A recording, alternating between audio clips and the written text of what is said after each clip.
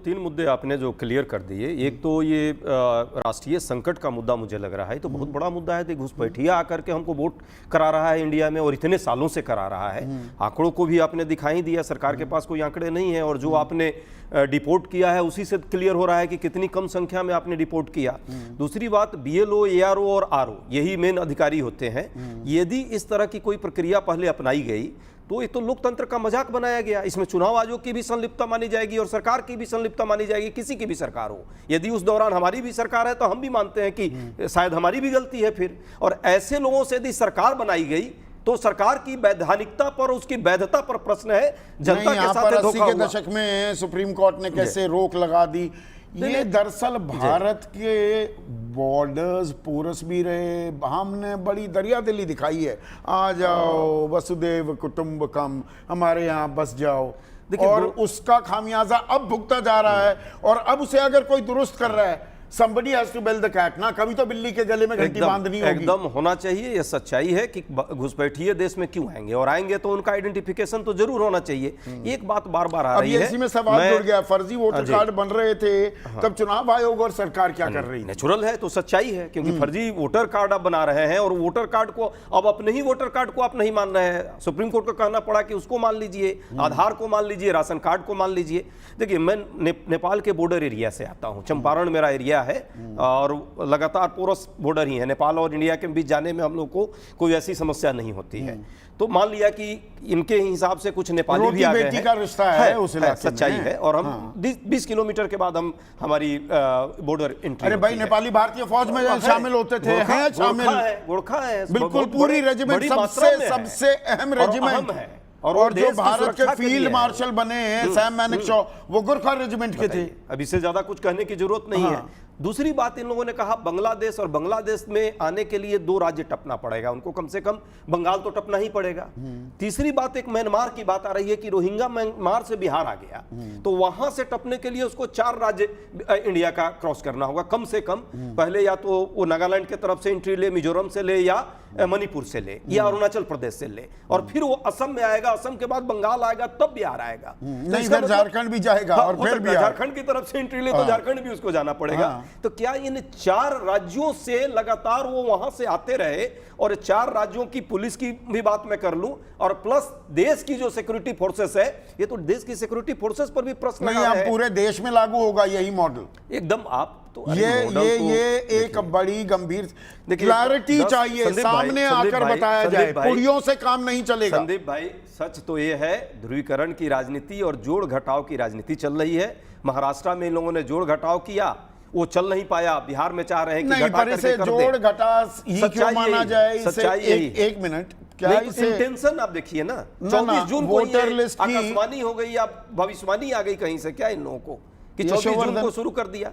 यशोवर्धन झा आजाद, इसे किस नजरिए से देखा जाए? अब जो ये खबर सूत्रों के हवाले से बताया जा रहा है, बड़ी तादाद में घुसपैठिए मिल रहे हैं जी बिहार की वोटर लिस्ट में। सुबह से खबर चल रही है, चुनाव आयोग के सूत्रों ने यह खबर दी है, यह बताया जा रहा है, मुझे मालूम भी है कहां से आई है। चुनाव आयोग सीधा आकर औपचारिक बयान क्यों नहीं देता? या तो इसे एक्सेप्ट कर ले या डिनाई कर दे। घुसपैठियों की जो मात्रा है वो मैं बताना चाहता हूं कि हमारे आज़ादी के बाद भी, जैसा कि आपने कहा, वसुधैव कुटुंबकम का जो हमारा भाव रहा है, उसके चलते काफ़ी लोग यहाँ पे आए हैं। दलाई लामा जी भी जब यहाँ पे आए थे, उसके बाद टिबेटन्स काफ़ी मात्रा में यहाँ पे आए। उन्होंने कुछ ने नागरिकता ली और कुछ वैसे भी यहाँ पे थे। 71 के बाद एक घुसपैठियों की बाढ़ आई, चाहे वो बांग्लादेश से हों, और उसके बाद बर्मा से, रोहिंग्या आए, और हर जगह से आए। अब सवाल ये उठता है कि इसके बारे में इंटेलिजेंस रिपोर्ट्स भी है, इसके बारे में सारे राज्यों में सारे लोगों को इसकी खबर है। इसलिए ये घुसपैठिए कम नहीं होते हैं और इनका आना कम नहीं होता है सभी सरकारों में। इसका कारण ये है कि बॉर्डर पर एक तो भ्रष्टाचार है, इसमें कोई शक नहीं, चाहे पुलिस हो चाहे कोई भी एजेंसी हो, और दूसरा कोई भी बॉर्डर सील नहीं किया जा सकता है, इससे वो तमाम लोग आते रहते हैं। अब जहां तक मैं किसी राजनीतिक पार्टी में नहीं हूं, और हर पार्टी जो है विवश है एक वही रुख अपनाने के लिए जो कि उनके वोट के लिए बेटर है, लेकिन सवाल ये है क्या इस देश में रिवीजन नहीं हो? बिल्कुल होना चाहिए। जब भी बात आती है एक सिटीजन एक कार्ड की, तो लोग उसे अपोज करने लगते हैं। आज आप देखिए, आधार इस चीज के लिए मान्य है, उस चीज के लिए मान्य नहीं है। इलेक्शन कार्ड इस चीज के लिए मान्य है, उस चीज के लिए मान्य नहीं है। और ये सारे कार्ड सबको मालूम है, जैसा कि आपने बताया 121% फलाने इसमें है, सबको ये बात मालूम है। तब सब लोग इस बात पे क्यों नहीं राजी होते हैं कि चाहे कितना भी खर्चा हो पूरे देश में, आज तो कम से कम एक सिटीजन्स कार्ड या एक कार्ड बना लिया जाए तो वो और तो आधार बता रहे को थे, बाहर किया जाए। वो भी एक 12-13 साल से ये बताया जा रहा था आधार ही वो कार्ड है, अब आधार को खारिज किया जाएगा। इसमें दिक्कत यशोवर्धन झा आज़ाद, मैंने इसीलिए बंगाल का ये असम का भी उदाहरण दिया, वहाँ एनआरसी की हिमंता बिस्वा शर्मा ने 19 लाख लोग वहाँ पर घुसपैठिए करार दिए गए, उसमें बंगाली हिंदू भी थे 5 लाख से ज़्यादा। उनको आज तक नोटिफाई नहीं किया गया है रजिस्ट्रार जनरल ऑफ इंडिया ने, मतलब वो अधर में लटक गए। एक क्लैरिटी होनी चाहिए ना। अब पूरे देश में ये सत्यापन इसी तरह से होगा, उसमें कितने लोगों पर वो तलवार लटका दी जाएगी। बीच में कट रही है, मैं समझ नहीं पा रहा हूं, लेकिन मेरा ये कहना है कि अगर हर प्रक्रिया में ही दोष है, किसी पे अगर विश्वास ही नहीं है, तो ये देश भी इसी तरह चल रहा है कि हम कोई बीच करें, ऑपोजिशन उसको प्रोटेस्ट करे, जब ऑपोजिशन आए तब ये रूलिंग पार्टी प्रोटेस्ट करे। कोई भी चीज यहाँ सलीके ढंग से नहीं हो सकता। अगर किसी सही अधिकारी के हाथ में अगर आप ये जिम्मा दें तो ये हो सकता है। किसी ने इस बात को नहीं कहा कि पूरे इलेक्शन कमीशन में और पूरे जिलों में सारी व्यवस्था आईएएस अधिकारियों द्वारा की जाती है। किसी भी पार्टी ने यह कहा कि इलेक्शन कमीशन ऑफ इंडिया में कुछ और लोग कहीं से और से लाए जाएं, कुछ अच्छे लॉयर्स लाए जाएं, कुछ बाकी लोग जाए जाएं जिनकी कोई नहीं, इसमें यशोवर्धन झा आज़ाद, यशोवर्धन जी एक चीज है, देखिए किसी भी राजनीति में तो खासकर टाइमिंग इज ऑफ एसेंस। किस वक्त पर क्या किया जा रहा है, क्यों किया जा रहा है। स्पेशल समरी रिवीजन अभी 6 जनवरी को तो खत्म हुई, बाढ़ का वक्त, बाढ़ में डूबा हुआ बिहार, अब आप कागज मांगते घूम रहे हैं, वो भी 30 दिन में मांगेंगे। ऐसी क्या है तौबा, एक बार करिए, ऐसा काम करिए, बिल्कुल सफाई कर दीजिए, अभी चुनाव होने दीजिए, ये प्रोसेस भी होता रहे, 6 महीने भी लग जाएं, एक बार ठोक बजाइए ना। तो मैं बिल्कुल सहमत हूं आपसे, बट कम से कम ये सारी पार्टियां ही तो एक बार राजी हो जाएं कि बिहार के इलेक्शन के बाद ही कम से कम एक पूरा एक सिटीजन। ये तो अभिषेक मनु सिंघवी का तर्क था सुप्रीम कोर्ट में, यशोवर्धन झा आज़ाद, कि इस नहीं सुप्रीम कोर्ट में कहा है, ये अभिषेक मनु सिंघवी ने साफ कहा कि आप ये प्रोसेस करते रहिए, हमें दिक्कत नहीं। कपिल सिब्बल ने भी इसमें हाँ में हाँ मिलाई, आप चुनाव पुरानी वोटर लिस्ट पे करा लीजिए, इसको करिए दुरुस्त, मुकम्मल कीजिए, क्या दिक्कत है। उन्होंने साफ कहा है, ये बात ऑन रिकॉर्ड है। ये नहीं, सुप्रीम कोर्ट ने तो ये कहा कि ये रिवीजन करेक्ट है, अभी इस पे होल्ड नहीं है, रिवीजन चलती रहे, रिवीजन चलती रहे।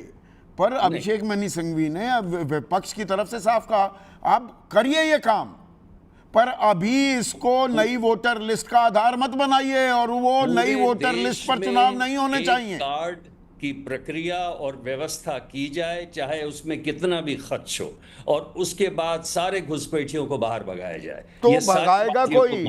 411 लोग सर, 411 लोग भगाए गए।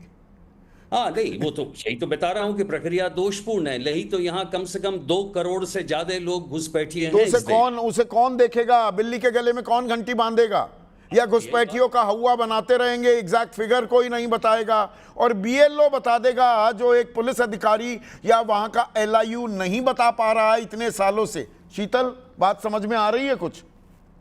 नहीं, बात सिंपल सी ये है कि जो काम गृह मंत्रालय का है वो काम चुनाव आयोग करेगा क्या?